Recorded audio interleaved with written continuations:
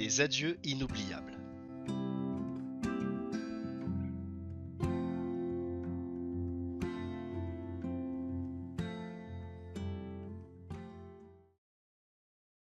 À bord de notre radeau, le Mambo Tango, 20 juin 1952. Hier soir, les patients de l'hôpital nous ont offert de tels témoignages d'affection qu'ils compteront sûrement parmi les plus beaux souvenirs de ma vie. Voici ce qui s'est passé. Aux alentours de 19 heures, nous avons été appelés à l'embarcadère. Là, sous une bruine tenace, se trouvait amarré un bateau rempli de patients, hommes, femmes et enfants. En nous voyant, ils ont lancé plusieurs hurrahs et se sont mis à entonner des chansons. Le personnel de l'hôpital presque au complet était aussi présent. L'orchestre de la colonie, dirigé par le saxophoniste, enchaînait mélodie sur mélodie. Le temps est passé à toute vitesse, et la nuit est tombée. Trois des patients ont pris tour à tour la parole. Avec simplicité et presque timidement, ils nous ont dit combien ils nous admiraient d'avoir entrepris ce voyage et nous remerciaient de la façon dont nous les avions traités. Quand le troisième en a eu fini, Fusser m'a poussé doucement du coude pour que je leur réponde. La gorge serrée d'émotion, je n'ai d'abord pas pu prononcer un mot. Puis je me suis lancé dans un petit discours, assez maladroit d'abord, mais qui, l'un dans l'autre, se tenait. Plusieurs chansons ont suivi, et un autre patient a pris la parole à son tour, au nom de tous les malades et du personnel. L'instant fut bref, mais chargé d'émotion. Les applaudissements ont bientôt laissé la place à une chanson d'adieu, tandis que le bateau s'éloignait en glissant sur l'eau silencieuse. Ce fut le moment le plus intense de cette soirée. Ce bateau blanc disparaissant lentement dans la nuit pluvieuse, tandis que les voix des patients résonnaient toujours à nos oreilles. C'était un rêve qui ne ressemblait en rien à la réalité. Et pourtant c'était la réalité. Une réalité de bonté et d'attention, de cet amour de l'humanité qui nous unit tous. Ce matin, nous avons fait le tour de la colonie pour la dernière fois. Les enfants, qui savent désormais que nous sommes à l'abri de la contagion, sont venus nous dire au revoir en nous proposant de partager leurs tranches d'ananas et leurs chérimolles. Ils nous ont même donné 2 ananas pour le voyage. Les vieillards, pour leur part, nous ont donné des conseils, nous recommandant entre autres de nous méfier des empilements de bois charriés par le fleuve, liés entre eux par des lianes et qui dérivent, portés par le courant. S'ils entraient en collision avec le radeau, celui-ci n'y résisterait pas. Nous sommes revenus à l'hôpital et dans la zone saine. Tandis que nous faisions nos derniers adieux et mettions la dernière touche à notre embarcation, nous avons remarqué que les inscriptions Mambo et Tango avaient été peintes de chaque côté du tambour. Ainsi notre radeau s'est-il trouvé baptisé Mambo Tango. Tous les gens que nous croisions voulaient nous donner de la nourriture, si bien que nous nous sommes retrouvés avec des provisions pour un mois au lieu de quelques jours. Beurre, saucisses, viande en conserve, farine, lentilles, pois chiches et bien d'autres choses encore. Nous avons également une lanterne, du kérosène, des œufs frais, une papaye, un régime de bananes et même 2 poulets vivants. Ces marques d'affection nous touchaient profondément et nous ne cessions d'aller saluer nos amis quand Fusser, toujours aussi résolu, trancha. Allez, Mial, prends quelques photos et on s'en va. Ce que nous avons fait. Nous avons embarqué avec le directeur et Chavez, qui avait construit le radeau. Ils nous ont aidés à manœuvrer pour atteindre le milieu du courant. Roger et Montoya nous suivaient à bord de leur canot à moteur pour ensuite les ramener à terre.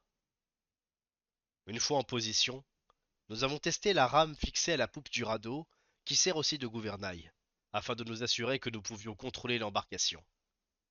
Satisfaits du résultat, le directeur et Chavez sont retournés sur le canot à moteur après nous avoir pris en photo, naviguant au milieu de la rivière.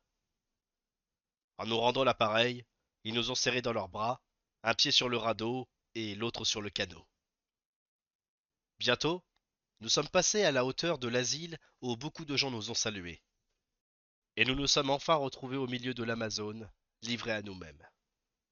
Nous étions si excités que nous ne pouvions pas tenir en place. Nous nous sommes amusés à faire la course avec un tronc qui venait de nous dépasser.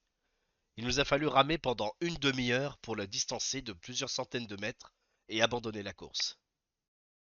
Fatigués et un peu plus détendus, nous nous sommes assis à l'ombre du tambo et avons mangé un morceau pour nous changer les idées.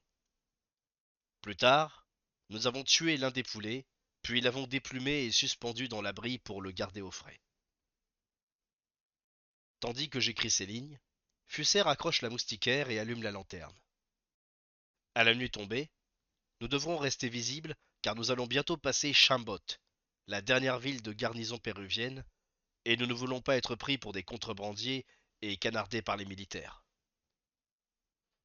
J'en ai assez écrit pour aujourd'hui. Je dois aller aider Pelao à manœuvrer le radeau, car il vient de dériver sur la gauche et Chambot se trouve de l'autre côté. À bord du Mambo Tango, 21 juin 1952. La nuit dernière, malgré l'énergie que nous avons déployée en ramant, nous avons eu du mal à maintenir le radeau au milieu du courant.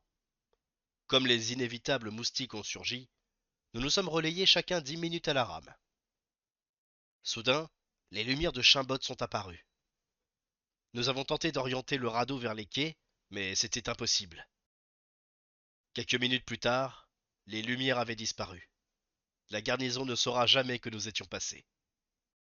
Énervés à l'idée de ne pas avoir pu nous arrêter, nous avons essayé de maintenir le cap pour être plus heureux au prochain poste frontière.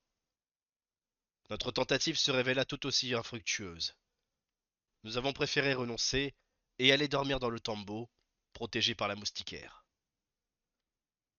À notre réveil, nous étions bloqués contre des troncs accumulés sur la rive droite. Nous aidant des rames, nous avons remis le radeau dans le courant, puis nous sommes allés nous préparer un petit déjeuner. Il n'était pas loin de 8 heures.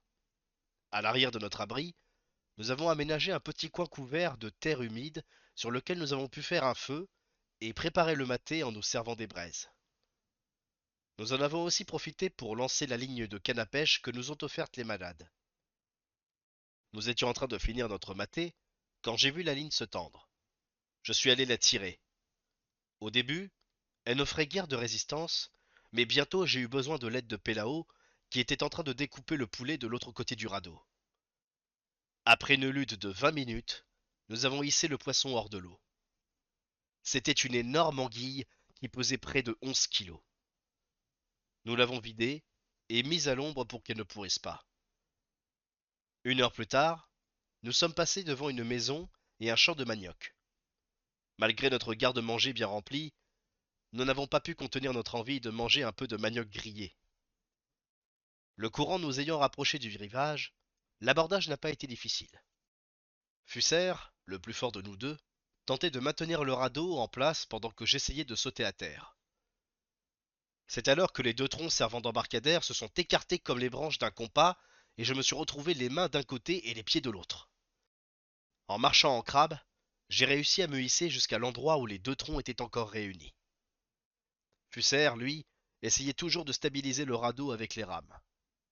Enfin, il m'a lancé la liane, qui nous servait d'amarre, et je suis parvenu à l'arrimer autour d'un poteau. Une fois surmontée cette première épreuve, une autre m'attendait. Comment me faire comprendre de la femme indienne à qui appartenait le champ de manioc? Après quelques tentatives infructueuses, j'ai opté pour la plus pragmatique. J'ai rempli pour environ 2 sols de manioc le panier qu'elle m'avait tendu, et suivant les coutumes péruviennes, je lui en ai proposé 30 cents. Elle a refusé. Je suis monté jusqu'à un demi-sol. Devant son silence que j'ai pris pour un assentiment, je suis allé vider le panier sur le radeau, je l'ai rendu à la femme, et nous sommes repartis. Nous avons tout de suite mis une partie du manioc à griller et préparé le poulet. Comme il était un peu dur, nous l'avons fait bouillir avant de le faire frire, ajoutant ensuite les abats, le riz, les pâtes et l'ail pour obtenir une soupe capable de réveiller un mort. Après la soupe, nous avons mangé un des énormes ananas en guise de hors-d'œuvre avant le déjeuner. Comme nous l'attaquions avec voracité et que le jus coulait dans nos barbes clairsemées, je n'ai pas pu m'empêcher de dire à Fusser: ainsi, c'est bien vrai que les voyages ouvrent l'esprit et affinent les manières. Regarde-toi, quel parfait exemple tu donnes.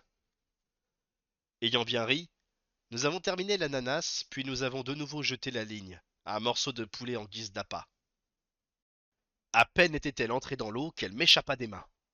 Par chance, elle était fixée au radeau. J'ai donc pu la rattraper et tirer en appelant la rescousse Ernesto qui surveillait la friture. À environ 10 mètres du radeau, une anguille, énorme elle aussi, faisait des bonds d'1 mètre au-dessus de l'eau. Le temps que Pelao vienne me donner un coup de main, le poisson ne tirait plus sur la ligne. Il avait emporté l'hameçon avec lui en cassant un fil de maçon à forte section. Le crépuscule n'allait plus tarder. Le courant étant très violent, nous avons décidé de mettre en place des tours de veille d'1 heure. C'est alors que nous avons constaté que le radeau fonçait droit sur un tronc émergeant de l'eau. Nous avons manœuvré les rames vigoureusement pour éviter l'arbre et ses racines, mais la collision paraissait inévitable, et les dommages causés au radeau risquaient d'être terribles. Fusser est allé s'accroupir à la proue, et quand les plus grosses branches furent à portée de main, il s'en saisit tout en s'arc-boutant pour faire dévier le radeau. Pendant ce temps, je me servais de ma rame comme d'un levier. Nos efforts nous permirent d'échapper au danger. À cause du choc et du léger affaissement du toit du tambour heurté par les branches, le poulet encore vivant s'est échappé et a sauté dans l'eau quand nous avons essayé de l'attraper. Pulser et moi nous sommes regardés et avons hésité quelques secondes. Je ne sais si c'est à cause de la lumière déclinante, de notre épuisement ou de la vitesse du radeau, mais un instant d'hésitation a suffi et nous avons perdu le poulet qui a bientôt disparu à nos yeux. Il est à présent 23h30. Fusser ronfle. Le radeau glisse doucement sous un firmament tellement étoilé qu'il paraît d'argent. Je suis assis à côté de la lanterne, occupé à écrire, un œil aux aguets, prêt à voir surgir un entassement de rondins ou un tronc d'arbre à demi submergé. Mon esprit me ramène chez moi. En cet instant, je donnerais n'importe quoi pour me trouver auprès de ma famille et lui dire combien je me sens bien et heureux. Je me dis que je devrais revenir avec un peu d'argent pour assurer à mes parents un peu de confort matériel. Certes, de l'argent, je pourrais en gagner en Argentine, mais mon désir de voyage doit s'accorder avec mon désir de venir en aide aux autres. Et si j'arrive à concilier les deux, pourquoi m'en priverais-je?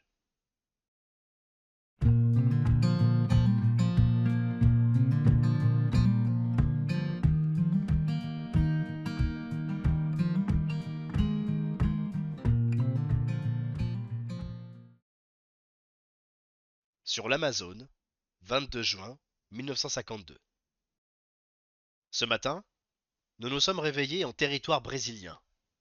Nous sommes passés au large de Ramon Castilla et de Laetitia aux petites heures, sans doute vers 2 heures. Pendant notre tour de garde, nous avons chacun vu de faibles lumières sur le rivage. Toutefois, nous pensions que ces deux ports seraient équipés de phares ou de lumières signalant leur présence. De toute façon, nous nous sommes dit que si un radeau ou toute autre embarcation passait devant eux sans s'arrêter, ils enverraient un canot à sa poursuite. Quoi qu'il en soit, dès que nous avons vu une maison, nous nous en sommes rapprochés et avons demandé si Laetitia était encore loin. Un homme nous a expliqué qu'elle se trouvait à environ 2 heures de navigation et que nous étions maintenant au Brésil. Nous avons largué les amarres près de cette maison et, dans notre portugais chaotique, nous avons passé un marché avec l'homme. Nous lui laissons notre radeau en échange d'une remontée de l'Amazone à bord d'une pirogue creusée dans un tronc d'arbre. La perspective de ce nouveau voyage me réjouit déjà. Laetitia, 23 juin 1952. Notre périple du jour a été un vrai plaisir. Pendant plus de 5 heures, nous avons remonté l'Amazone en pagayant à bord d'une pirogue indienne. La première heure n'a pas été facile, mais ensuite nos efforts se sont révélés largement payants. Comme nous progressions lentement, j'avais tout le temps d'observer le paysage environnant et les petits singes qui faisaient des pirouettes d'arbre en arbre. Vers 13 heures, nous avons déjeuné d'un petit poisson, de bananes frites et d'une papaye. Nous avons continué de pagayer, le Brésilien assis à la proue, moi au milieu et Fusser à la poupe. Nous sommes partis à 9 heures et nous sommes descendus à Laetitia vers 15 heures. Une fois en territoire colombien, nous nous sommes rendus au poste de police, puis à la caserne, et enfin au bureau des douanes, où nous avons expliqué comment nous étions arrivés. Nos passeports ont reçu un tampon d'admission avec la mention « Arrivé par râteau ». au lieu de radeau. Je voudrais conserver ce passeport, non pour la faute d'orthographe, mais parce qu'il immortalise une façon peu commune d'arriver dans un pays. Cela fera un joli souvenir. Après maintes démarches, nous avons obtenu de loger dans le quartier général de la police et de prendre nos repas au poste. Nous sommes allés récupérer notre équipement au port et l'avons déposé dans notre chambre. L'accueil qu'on nous a réservé est jusqu'à présent plutôt froid, mais je pense que ça va s'arranger avec le temps. La ville est petite, presque entièrement peuplée d'employés du gouvernement et des services de douane ainsi que de soldats.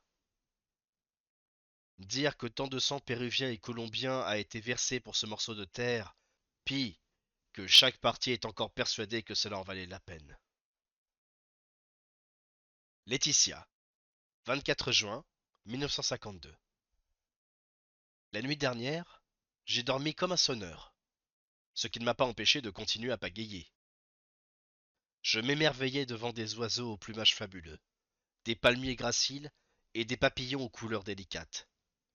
Bref, je revivais ces moments inoubliables dans mes rêves. L'après-midi, nous sommes allés nous présenter au colonel en charge de la garnison et à d'autres officiers. Ils étaient tous assez grossiers, aucun livre ou magazine n'était visible dans leur bureau, et ils paraissaient incapables de suivre une conversation normale. Dès que cela était possible, Fusser et moi avons pris la poudre d'escampette. Laetitia, 25 juin 1952. Aujourd'hui, nous avons fait la connaissance d'un des médecins de la ville. Il semble très ouvert d'esprit. Nous avons eu une conversation intéressante. Il est responsable de diverses réformes menées dans le nouvel hôpital et manifeste un grand intérêt pour toutes sortes de choses. Pendant que nous étions avec lui, il s'est occupé aussi bien de problèmes administratifs que de questions de maçonnerie ou de menuiserie. Bref, de tout ce qui concernait cet hôpital. L'après-midi, nous nous sommes rendus jusqu'au port pour tenter d'échanger des saules contre des pesos colombiens auprès de l'équipage d'un bateau à destination du Pérou. Notre réputation, apparemment, nous avait précédés. Des marins et des douaniers nous ont appris que le capitaine en second d'El Chine leur avait parlé de deux scientifiques qui font le tour de toutes les léproseries du monde. Le soir, l'un des directeurs de l'Independiente Sporting Football Club nous a rendu une petite visite. Quel salaire voulions-nous pour rester à Laetitia et entraîner l'équipe locale? Nous lui avons répondu que nous ne voulions pas d'un salaire, car nous ne savions pas combien de temps nous comptions rester, mais que nous serions présents dès demain sur le terrain de football. Il n'aurait qu'à nous payer en fonction du résultat.